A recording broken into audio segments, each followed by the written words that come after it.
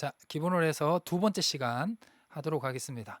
그래서 이제 2장 마지막이죠. 이제 설교한 다음에 이제 3천 명이 이제 회개했으니까 그들이 이제 어떤 생활을 했는지 초대교회 신앙생활의 모습을 첫 번째로 보고 두 번째 교회의 부흥의 모습을 보도록 하겠습니다. 자, 첫째 초대교회의 신앙생활을 5가지로 분류를 할 수 있는데요. 자, 초대교회는 사도의 가르침을 받았다는 겁니다. 사도의 가르침을 받았습니다. 자, 됐죠? 자, 여기 뭐죠? 사도의 가르침을 받았죠? 사도의 가르침을 받았고, 자, 그래서 사도의 가르침은 뭐겠어요? 예수님이 사도들에게 가르쳐 준 거. 그 지식뿐만 아니라 사도들은 이제 예수님이 어떻게 말하고 행동하는 것까지 봤기 때문에 그 말과 행동과 예수님을 통해서 가르쳐 주신 그 하나님의 나라에 대한 설교의 말씀까지 다 포함이 되는 겁니다. 다 포함. 그래서 초대교회 그리스도인들은 예수님을 믿는다 그러면 예수님을 믿는다 여기서뿐만 아니라 하나님의 말씀대로 살아가는 것과 예수님을 닮아가는 삶이 포함이 되어 있었습니다. 믿음과 예수님의 말과 행동을 따라하는 것이 포함이 되어 있었다라고 보시면 됩니다. 그래서 잘 모르니까 그런 부분들을 사도를 통해서 예수님이 무슨 말씀을 하셨고 어떻게 살았는지를 사도들에게 초대교회 그리스도인들은 배웠다는 겁니다. 그다음 두 번째, 서로 교제를 했습니다. 교제를 하고 아까 막 떡을 떼기도 하고 그다음 서로 물건을 이제 통용도 하죠. 떡을 떼는 게 참 밑에죠. 서로 물건을 통용했다고 나오죠. 서로 물건을 통용했다. 자, 여기 보면 모든 사람들이 물건을 통용했다. 그래서 이렇게 나오죠. 모든 물건을 서로 통용하고 서로 나눠서 했죠. 네. 왜? 가족이 됐으니까. 예, 하나님 안에서 가족이 됐으니까. 그래서 여러분들 그 구약에 제가 전에도 설명했지만 구약에 나오는 신명기 율법 12장부터 26장, 출애굽기에 21장부터 23장에 있는 출애굽기 율법은 우리와 남과의 개념으로 생각하면 안 되고 가족이라는 개념으로 생각이 됩니다. 친척이라는 개념. 예, 그리스도 안에서 가족이 되었기 때문에 이게 가능한 거죠. 우리 가족이 가난하게 사는데 안 도와주겠어요? 그 개념을 해야 이해가 됩니다. 이 물건을 통용한 것도 마찬가지입니다. 세례를 받고 그리스도 공동체 안에 들어왔다는 것은 서로 그리스도 안에서 가족이 됐다는 거죠. 그러면서 이게 가능하게 된 거죠. 가능하게 된 거죠. 네, 그렇게 보시면 되겠습니다. 자, 그 다음 다시 넘어올게요. 자, 그래서 서로 교제를 하고 통용을 했죠. 가족이 됐다고 보시면 돼요. 서로 교제, 가족이 된 겁니다. 가족이. 네. 그래서 그 당시 때는 노예 제도가 있었죠. 그래서 이제 자기 집에 노예가 있으면 그 사람들한테도 복음을 전했는데 그 초대교회의 그 기록을 보면 그 주인들이 노예들을 조금 이렇게 일 못한다고 좀 다그치잖아요. 그리고 좀 화가 날 수도 있잖아요.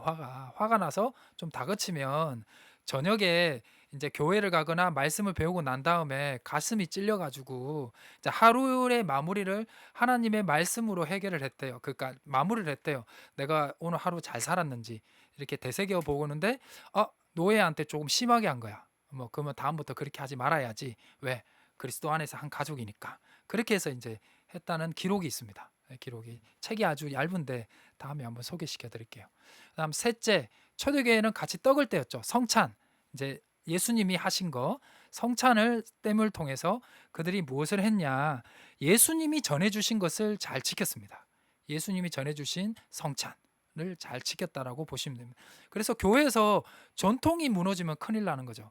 전통은 믿음을 잘 지키기 위해서 계속 하는 거고 우리가 이제 가지고 있는 저 성찬은 예수님이 가르쳐 준 그 전통을 계속 잘 이어가는 겁니다. 성찬에 대해서도 설명할 게 너무나 많은데 그냥 넘어가도록 하겠습니다. 오늘은 다 할 수 없고 네 번째 초대교회는 뭐 했죠? 우리 앞에도 이제 확인했었죠?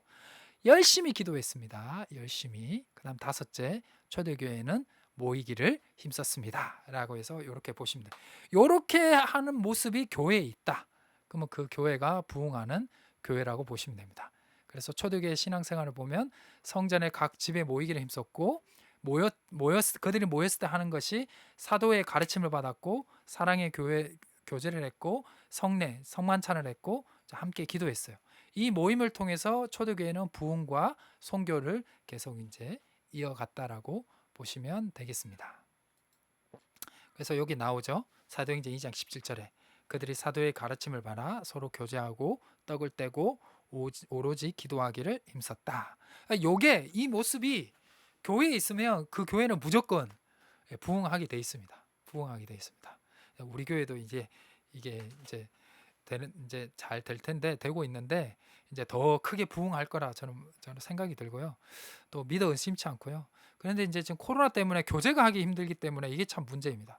교회에서 이제 교제권이 사라지면 상당히 이 부분이 조금 이제 좀 어려움이 있거든요. 어려움이 있는데 빨리 코로나가 해결이 돼서 우리가 이렇게 온라인으로 성경 공부하는 것이 아니라 같이 만나서 또 질문 또 하고 이렇게 하면 좋을 것 같습니다. 네, 너무 일방통일을 하니까 네, 아유 뭐 좀 그렇네요. 네, 그래서 여기 나옵니다. 그리고 이제 오늘 이제 마지막 시간인데요. 이제 2장이 그래서 마무리되고 이제 4장 사도들의 이제 첫 번째 기적을 일으킨 것을 통해서 오늘 시간을 마무리를 하도록 하겠습니다.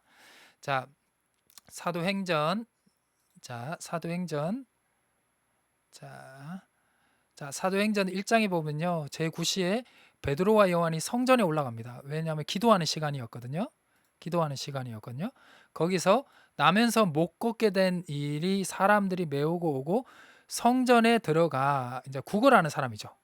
구걸하는 사람, 못 걷는 사람, 못 걷는 이. 자, 이 사람이 있는데 날마다 미문이라는 성전문에 뒀어요. 자, 성전문에 뒀어요. 자, 이렇게.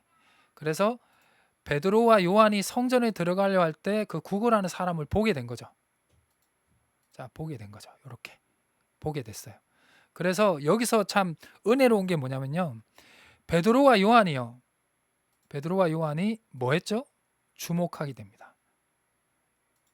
이것이 중요합니다. 왜 중요하죠? 전에 늘 받는 사람인데 성령에 충만할 때랑 성령에 충만하지 않을 때랑 보는 시각이 달라진다는 거죠. 보는 시각이. 네. 이게 상당히 중요하고 그다음에 이제 요한복음 9장에 가봐도 이런 비슷한 내용이 나오죠. 요한복음 9장에.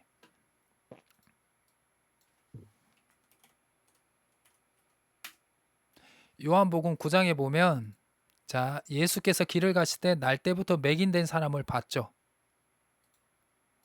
제자들이 묻습니다.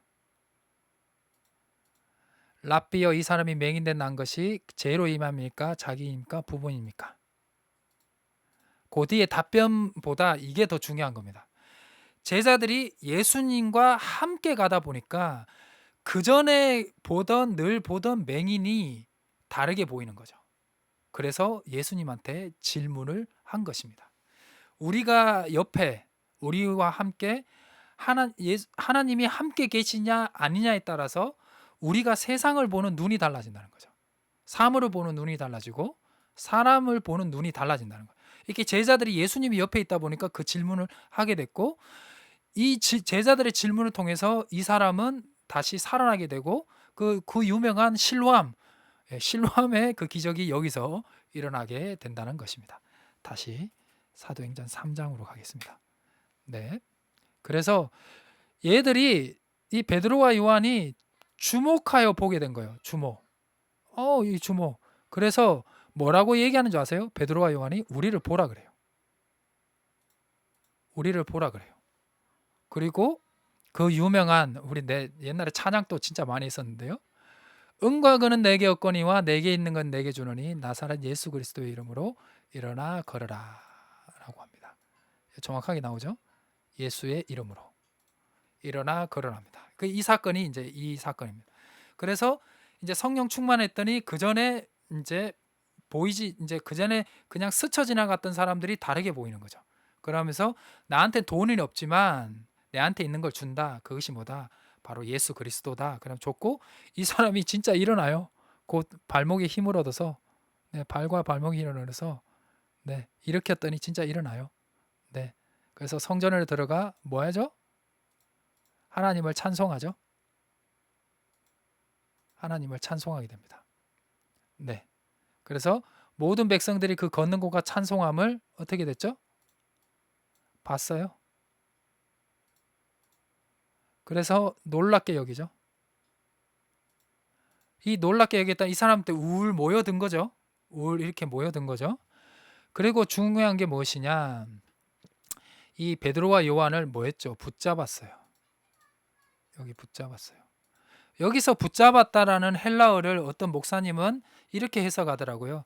뒤에서 꼭 안아주는 거. 그러니까 너무 감사해서 그냥 와락 앉는 게 아니라 너무 감사해서 앉는 그런 동사를 헬라어 동사를 사용했다라고도 표현을 하더라고요.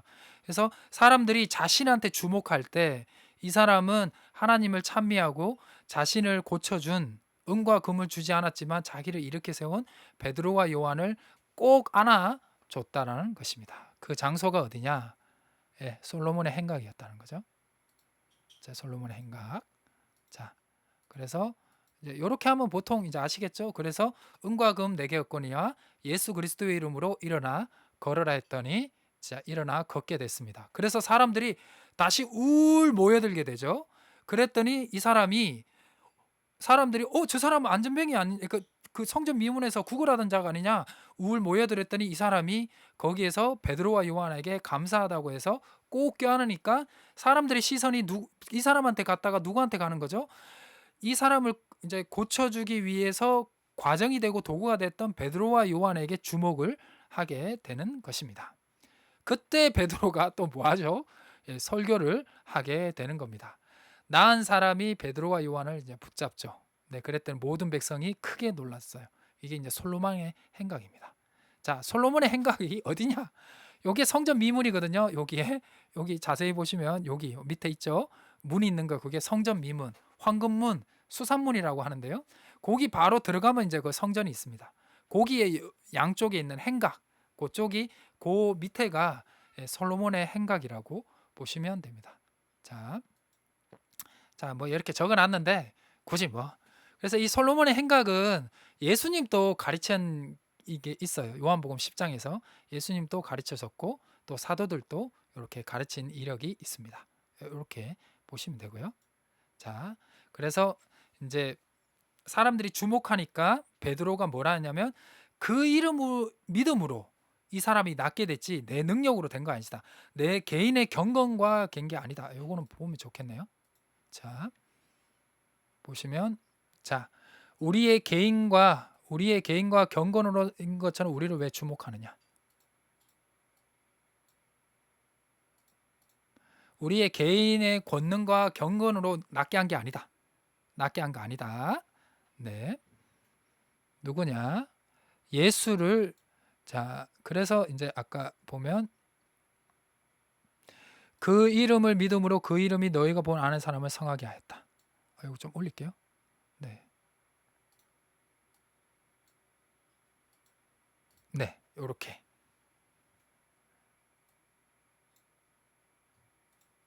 네, 요렇게 보이시나요? 네, 요렇게 된 겁니다. 요렇게. 그래서 개인과 경건에 집중을 하니까 저 사람 좀 뭔가 능력 있는 사람인 것 같다. 그랬더니 아니다.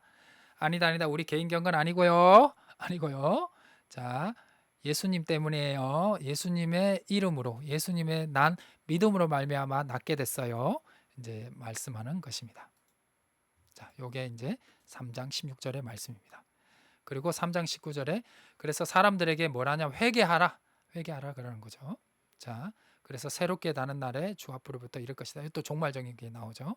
자, 이렇게 보시면 됩니다. 패턴은 똑같아요. 그러니까 2장과 3장은 패턴은 똑같다라고 보시면 됩니다. 패턴은 이제 성령의 역사가 있고 궁금해서 사람들이 모였고 설교를 했는데 어떤 설교를 했냐? 예수 그리스도의 부활을 설교를 하고 너희가 회개해라. 그리고 구원받아라. 요거 똑같습니다. 이 성전 미문 사건만 보시면 안 되고 성전 미문 사건을 통해서 사람들이 모여들었는데 베드로와 요한의 경건성 때문에 낫게 된 줄 알았더니 아니다. 그들이 밝히죠. 예수 그리스도의 이름을 통해 난 믿음을 통해서 낫게 됐다. 그리고 또 너희 회개해라. 돌이켜라. 구원받아라. 그랬더니 이제 4장에서 5천 명이 돌아오게 되고 그걸 통해서 이제 4장에 베드로와 요한이 예수님을 죽인 사례들인 공회에 서게 되는 내용이 나옵니다. 그거는 다음 주에 이제 하게 되는 것입니다. 자, 그래서 요게 이제 사도행전 3장을 보면요. 베드로의 설교에 대한 베드로가 예수님을 누구라고 얘기하는지에 대한 부분이 아주 자세하게 나와 있는데요. 첫 번째, 이 베드로의 3장에서의 베드로의 설교는 예수님과 부활에 대해서 아주 집중적으로 설교를 하고 있습니다. 예수님이 누구이냐?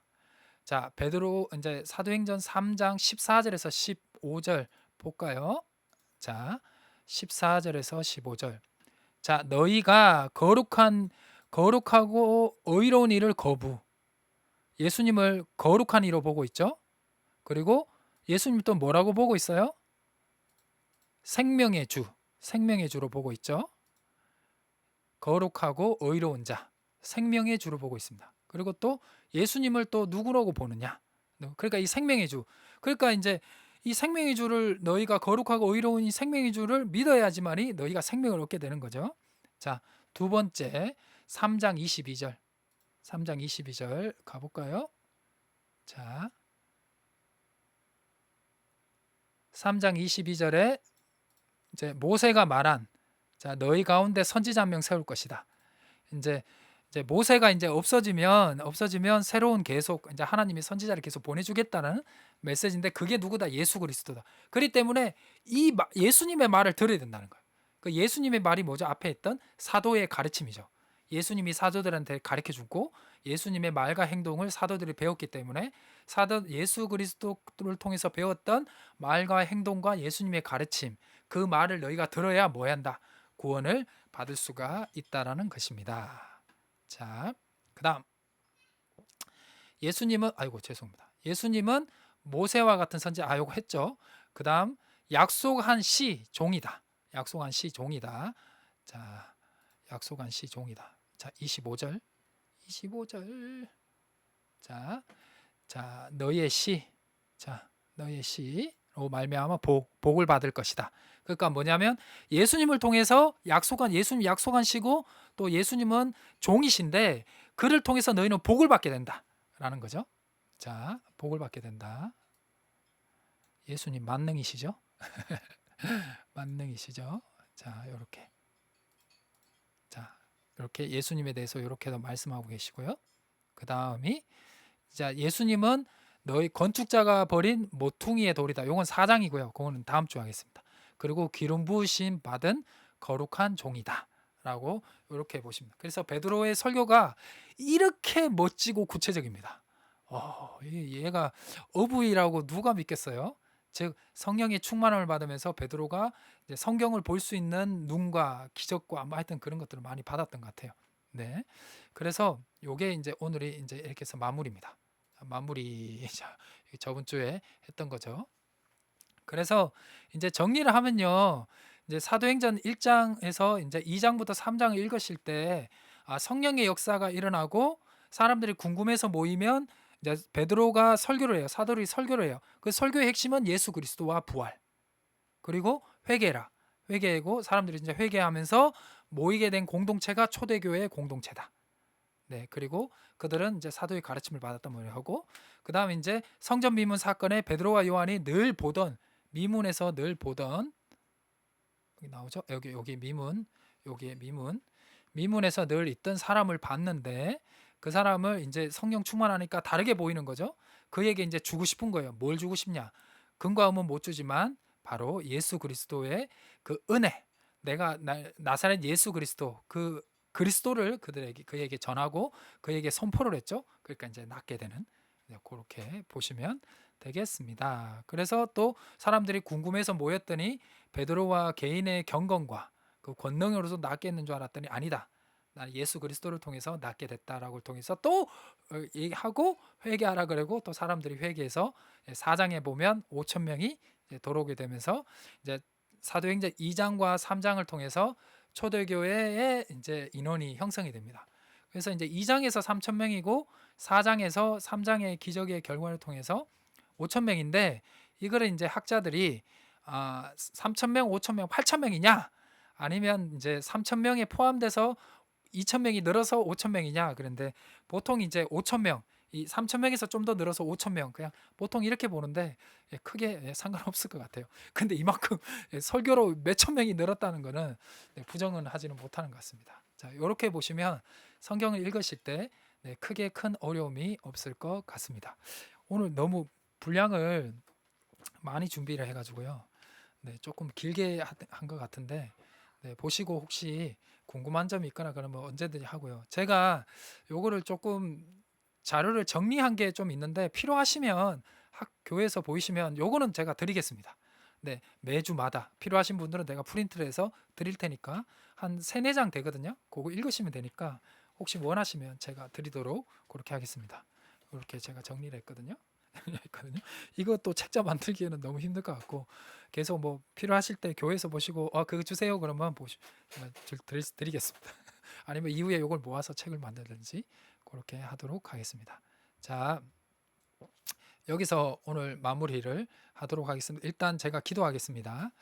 하나님 아버지 감사합니다. 오늘 사도행전 2장부터 3장 초대교회 탄생에 대해서 오늘 배웠습니다.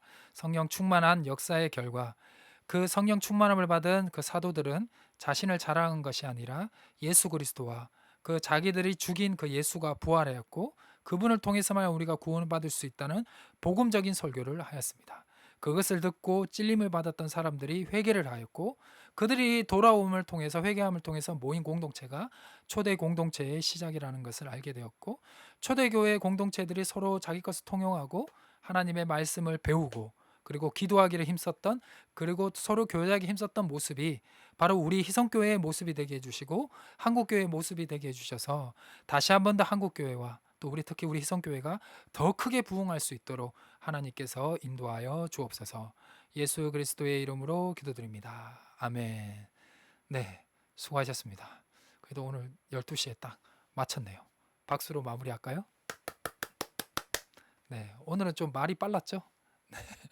다음 주에는 조금 더 콤팩트하게 준비를 해서 네, 이렇게 많은 양의 데이터베이스를 던지는 것이 아니라 좀 더 콤팩트하게 해드리도록 하겠습니다.